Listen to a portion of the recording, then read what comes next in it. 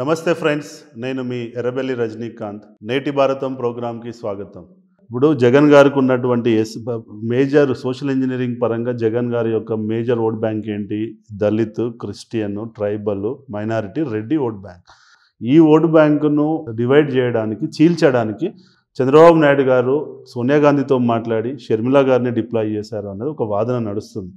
అంటే దీని వెనకాల షర్మిల గారు వెనకాల చంద్రబాబు నాయుడు ఉన్నారంటారా, సోనియా గాంధీ ఉన్నారంటారా?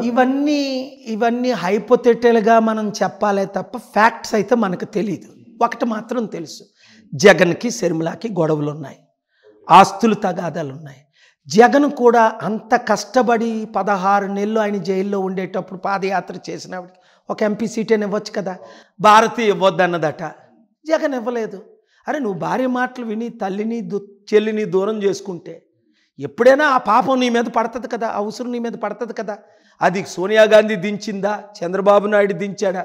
షర్మిల వస్తేనే కదా, షర్మిల దిగితేనే కదా ఎవరైనా దించడానికి. ఆవిడే దిగింది, నువ్వు ఆవిడని దూరం చేసుకున్నావు.